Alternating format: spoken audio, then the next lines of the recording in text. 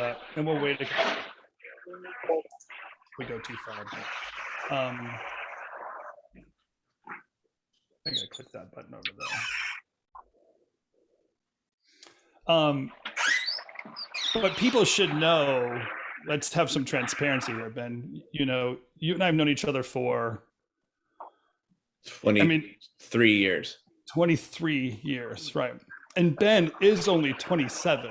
So you know how young Ben was when I first met him. It was a weird, uncomfortable relationship for a while.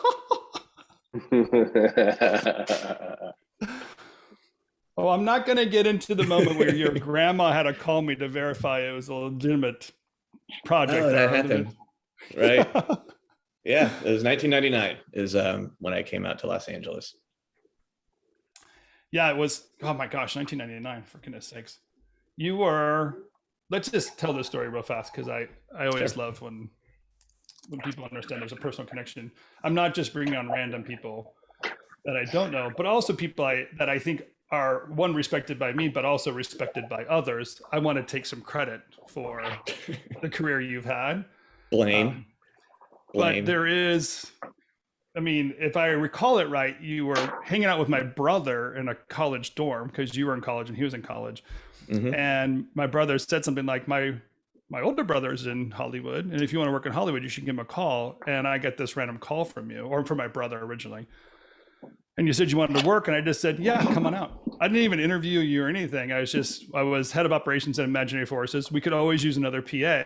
And I basically told you, the minute you show up, you can have a job.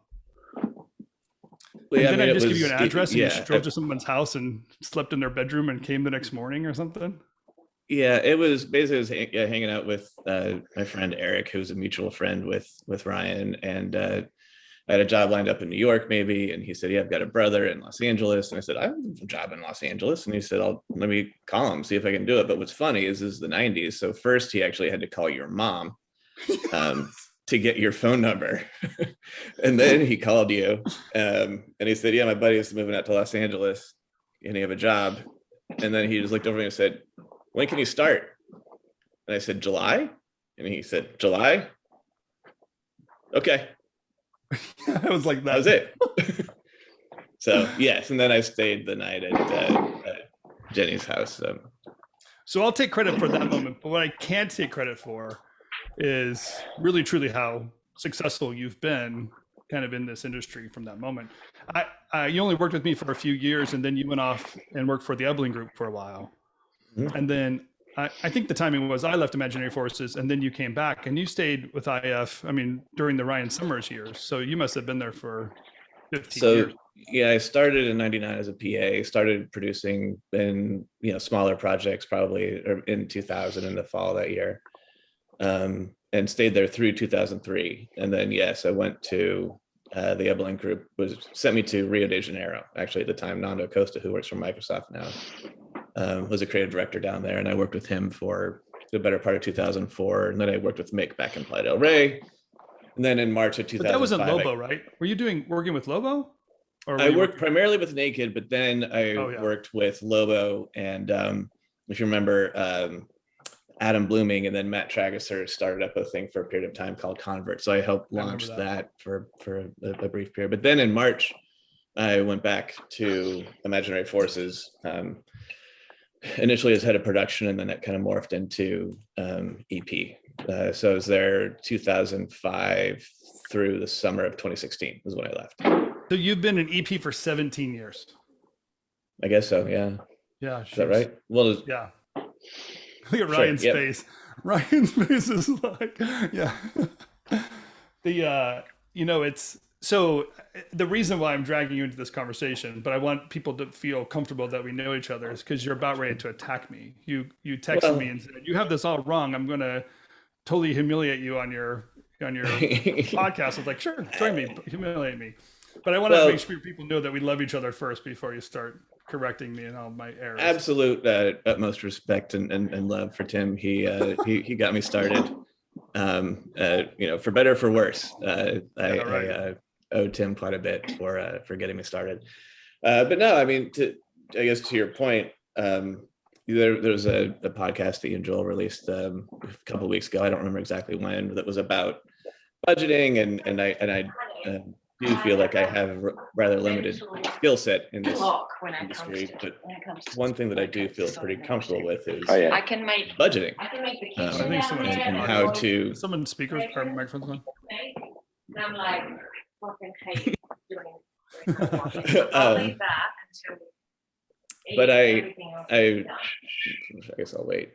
But I felt like some of the information that Tim and Joel talked about was very good, almost, but it kind of missed a couple of the big things. And I thought about it, and I texted Tim and I said, hey, I feel like maybe some of the information could have been presented a little bit differently, and he convinced me to come here. So there we go. Yeah, perfect. But so I want the setup here too a little bit is that clearly, when you're dropping names of the first place you ever worked as imaginary forces, the projects we were working on in the 90s were 600, 700, $1 million half dollar projects. So the scale at which you began the industry and the work that you've been doing, you didn't start small and grow. We were already kind of like into these big projects. And what I appreciate about the conversation we had, and we should bring up here, is that, what happens in a lot of business owners, or, someone that's out of career like you, is that we mature our way into different projects, and they require a different nuance when talking to a client, when creating the bid. And specifically, what you brought up is you actually recognize a client as a partner. And you're very transparent in the negotiations with them and the bidding you're doing with them. There's a lot of open book because you're looking for a long-term, big picture partnership with them, which is very different than a company that might do $1 million or $2 million in a year and is fighting commoditization, which is, a client just calling somebody just because they're cheap, and trying to fight your way out of being seen as the cheap guy and trying to get every hour broken out that a client's trying to negotiate with you, or moving from freelancer to business owner. There's a lot that you have to overcome and understand a value proposition. In your career and the opportunities you have is that you're leveraging your value to then be open again and create a new partnership. Yeah, I mean, I guess where I maybe do a little bit of this with you on this is that I don't know that the size or scale of the project makes a difference on how you kind of determine the value of the project and what it costs and how you set up a relationship with your client. I mean, because frankly, the overall scale of projects over the years has always kind of like gone down. Like, it's just kind of the nature of the business as technology has improved and methodologies have become more commonplace. And you mentioned the concern about getting out of commoditization. That's very true. But at the same time, like, there aren't really as many kind of mysteries about the process from a technical standpoint that maybe there were 20 years ago with the amazing like schools that there are now. Like there's much more.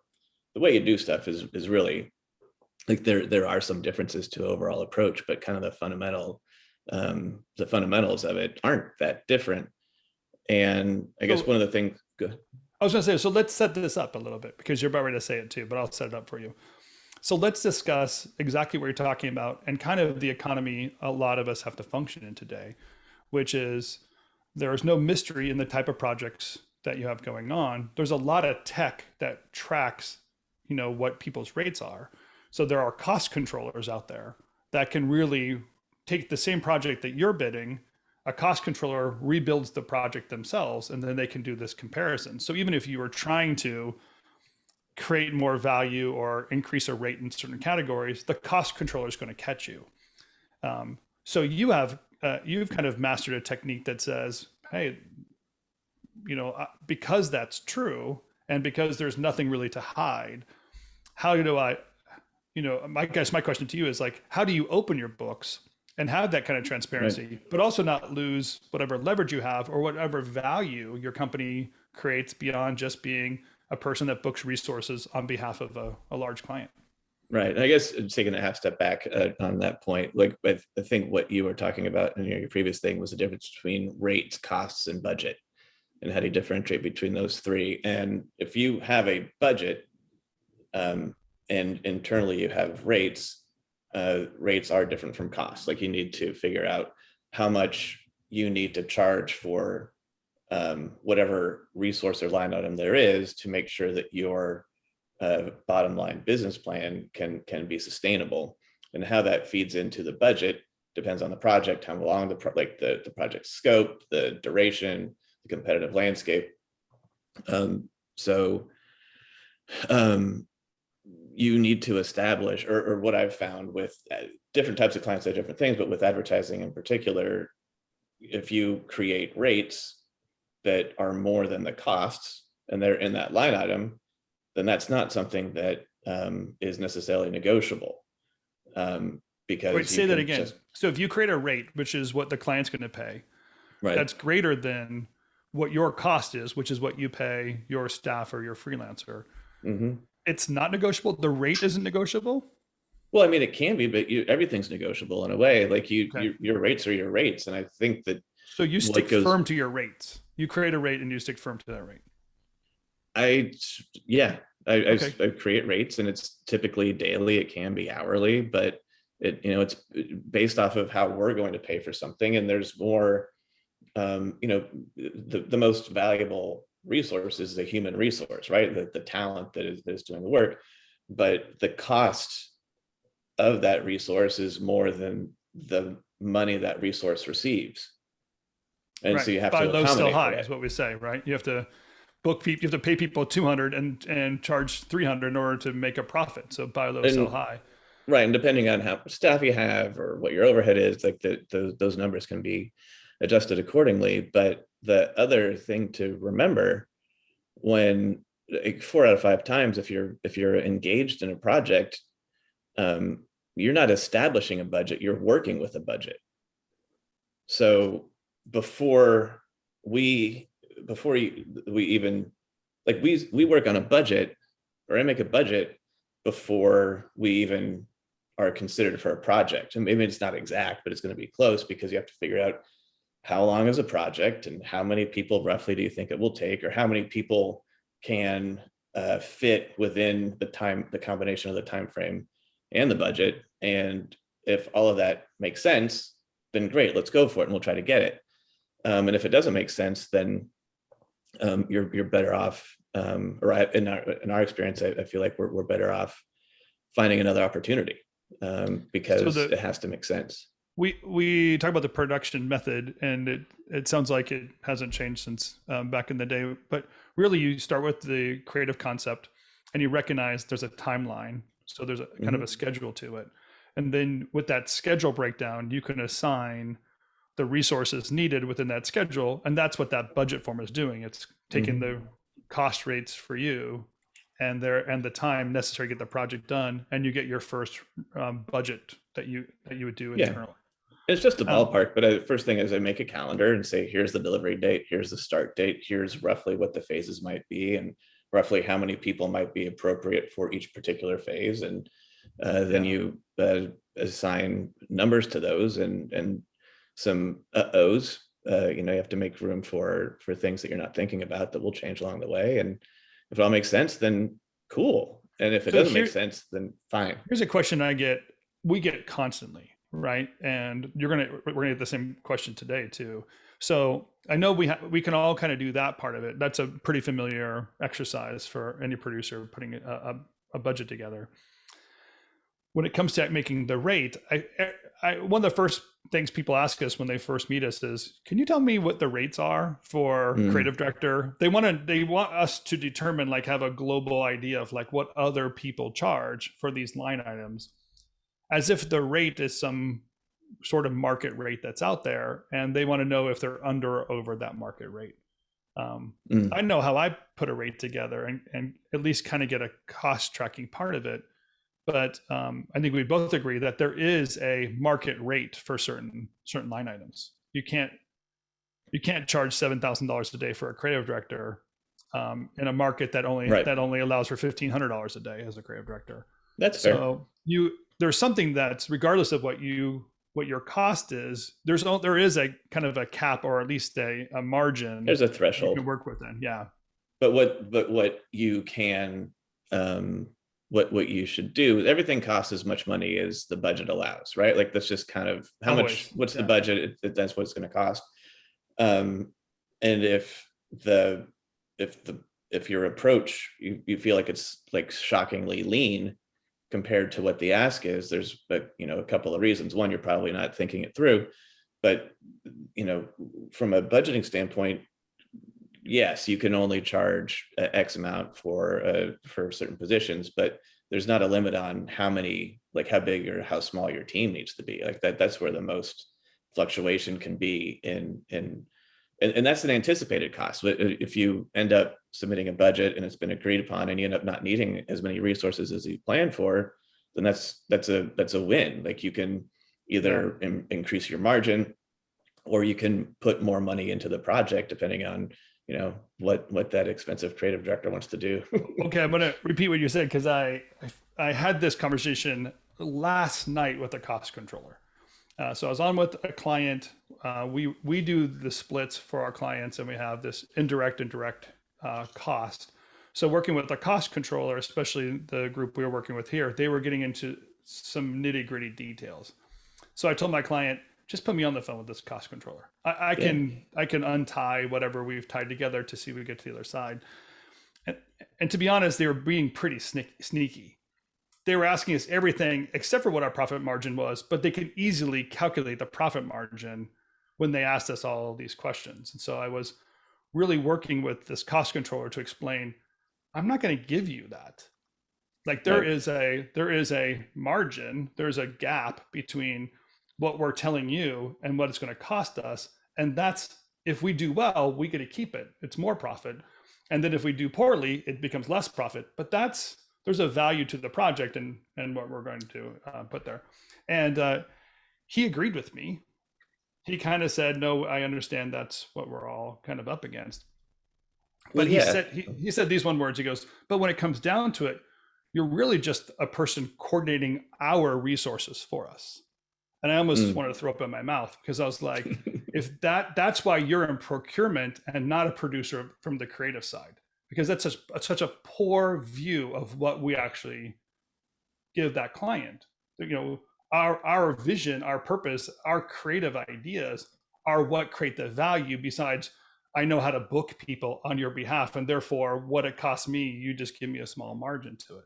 So I respect the job he does, and it's a necessary part of it. But that one just vision of what we're looking at is what we're often trying to fight. And it sounds to me like you're doing the same thing, which again, I agreed on. Is like, he basically said, there's no way I could tell you how many hours that would take though.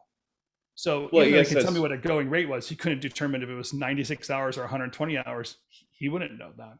He kind of trusts the creative process for that part of it. And that, I mean, I've not talked to this production consultant you're talking about, and I do call them production consultants because their best interests are to make things efficient for their client. I can respect that, but I always historically have looked and requested to get on the phone with whoever those production consultants are, because like as I mentioned to you before, like with live action, with production, it's long since been established what the rates are, and like here's how much walkies cost, and here's what meals are, and here's what per diems are. And if you wiggle around that stuff, there you'll get a notes back from a production consultant, and the A through K stuff will be bulleted and really specific. Make the police 600, make the walkies 40 instead of, or whatever, right?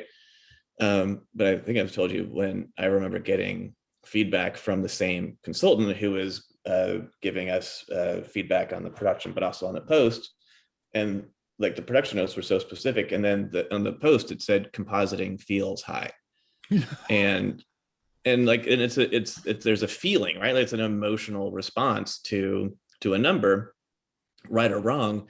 And I guess I always wanted to be able to actually talk to them, because it would give the opportunity to bring that person into our process and explain, this is not an emotional cost. This is a resource allocation to create this particular creative direction that our creative director and the agency's creative directors and the client's marketing all want to achieve. So here's why it is, and explain it. And if agree, great. And if they end up saying, no, it has to be this number, then you turn it into a conversation about, not ideally compromising, but there has to be some level of compromise, whether it's around some review, whether it's a not modified approach, whether it's a shorter duration if you're doing something that's non-traditional for advertising. Right. There's a path to hitting a number, but that doesn't always necessarily have the original ask in mind if money is the most important thing. And most of the time it's not. And there's something to that to even say, hey, I get when there as a need for budget parameters. There's infinity is never good, or cost plus is very rare anyway. But the compromise isn't just simply between us and procurement. It's between us and the creative director of the agency or the CMO of the brand that wants a certain look and feel, which is why you've been hired. Mm-hmm. And what I love about your approach and the attitude really is the thought of like, I don't have to negotiate with you if I can educate you. So how do I understand what I'm trying to accomplish? And how do I understand it so well that given a chance to talk to cost controller, what do you call it? Production advisor? Production consultant, a lawyer, a CMO, a client, whoever, you understand it so well. And I think this is where I say your approach is a mature approach because you understand it so well, you can educate others. And then through that education or that transparency that's allowed, you have influence. And because you're understood, it's kind of a solid rock. I can't go past Ben's knowledge of this project. So Ben must be right at some level. Or if I need to cut back costs, Ben knows how to work with me, and what the give and take is that it still works with what I want on the creative side, but it accomplishes what I need with schedule and budget. And that's really the dynamic that producer has to own to do it and do it well. Right. Well, and the producers are different from the production consultants. And what I was saying before, transparency with the producers are the producer is the first person on the other side that is your advocate. Like you're going to submit a bid package or whatever it is, the treatment and everything. Like here's a creative direction and here's the accompanying paperwork that they're married to each other.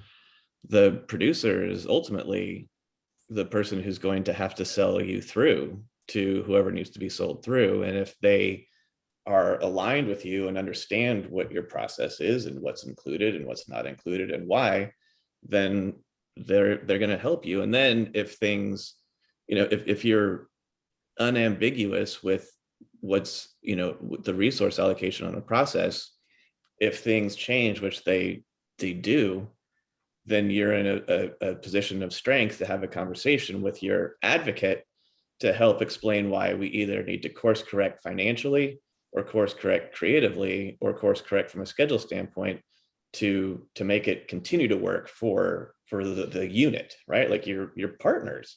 Yeah, it's a really brilliant move because what you actually are doing is pre-negotiating any other things down the road. So when you establish a base with some transparency and then the project evolves, you've actually have a base that you can work against and tell them, hey, remember this insight that we shared 2 weeks ago? Now that you've changed that, we can go back to that same resource allocation and discuss what this evolution of the project means for us. And right, and you don't want an adversary. Do that with you? Do we want to change that with the project? You can kind of work with your team and that your co-part, and then they will take it forward and advocate with you internally. Yeah, because no one wants to, like, there are, except for a couple of people, maybe nobody, like Sony, nobody wants you to lose money. Yeah. They want you to be a successful entity that can continue to do great work. So if you are clear and have a normal conversation with people, typically speaking, there's a desire to make it work for everybody. Like, of course, it has to work for the client or the brand or the studio or the whatever, but they also know that there's a group of people that are working on the project, and it has to make sense for them too. It's a mutually beneficial thing. Yeah. So let's push this a little bit to and create an extreme situation I've been in, and see if you kind of agree with, or if you would handle it the same way I did. But again, a few years ago, I'm gonna call it 5 years ago now, I was working with a company, and a network had called because they they were up against the rope. They were doing upfronts, and there was a specific thing that they wanted to accomplish. So it was very specific, and this company was set up to do exactly that. There was limited time before the delivery, and there's we'll call it like an established budget to get that project done. Okay. The network believed, because the time was cut short, that it should cost less. So I'll say, like, the project is established at $1 million, but because instead of having 10 weeks, it's 6 weeks, they wanted it for 600,000. And I worked with my client to say, you have to say no. It's $1 million delivery, no matter how many weeks you have to do it. And the network pushed and pushed. So then I took the stand of, like, I'll talk to the network. And, I might have a Jedi mind trick. I don't know what it is. But all I know is in the 25 minutes I talked to the network, we got $1 million to do the project. If I were honest, it only cost us 600,000 instead of $1 million, right? Because the limited time did limit the resources we can put at it, but we delivered $1 million value in a short amount of time. That's on us, that's on my client. They knew how to do the project. So at that point, wouldn't you argue that I was being transparent? There's a reality to what we're delivering, but I wasn't giving them a line by line breakdown or giving them credit because the time and rate economy wasn't necessarily in effect. There was another kind of component to what I was delivering. Well, yeah, I mean, there are exceptions to every rule. And of course, if there's an established budget, you work within that time frame. But you also think before the company started working on this project, and like, regardless of what the duration was, if it typically takes $1 million to produce the thing, even if there's less time, there's still a real opportunity before you start that it will still cost $1 million in overtime and weekend and additional resources. Like, there's no guarantee that there's not going to be the same amount. I would even argue it's history. I mean, if you have a pipeline that you've invested in that generates a product over and over and over again, that history you've put into it, the pre-investment you've made into that project, even though it wasn't specifically on that one delivery, is part of what that client needs to pay for. Hey, I paid $200,000 to get this pipeline going before you ever signed up. I kind of have to make my $200,000 back. So you pay more regardless of the specific time allocating, because we're getting the job done. Sure. I mean, and it'd be great to, work in an industry where you can have one established pipeline that works across all different types of aesthetics that you work on. Like, honestly, like, I feel like for us, at least, like, every project needs its own pipeline. So there's almost like not really an infrastructure. There is a promise you're making. I mean, the reason the client hires any of us is that they don't want to take on the risk. So they pass the risk on to a production company and saying, hey, they could go book those resources. They can book every freelancer we're booking, but then they have to deliver the project themselves. And they're realizing, oh no, there's a value proposition that if I give the risk to Ben, one, it's less risk because I know Ben can deliver and I don't have to take it on. But that is really part of that delivery. It's hidden. You can't find it in a line item, but the fact that we'll deliver on time is a promise. You owe me a premium for that.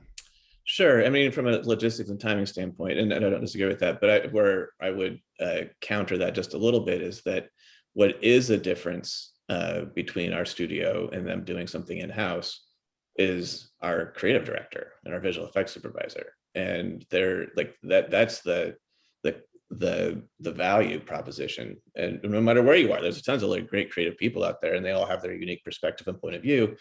And separate from the budget, ultimately, that's what you're selling, is this creative point of view and a vision that is unique. And that's where your premiums are then. I'm going to guess when you're doing a line item, we're talking with your production partner, you're kind of telling them, well, you can't get this creative anywhere else. So because it's unique, our creative director line items are higher.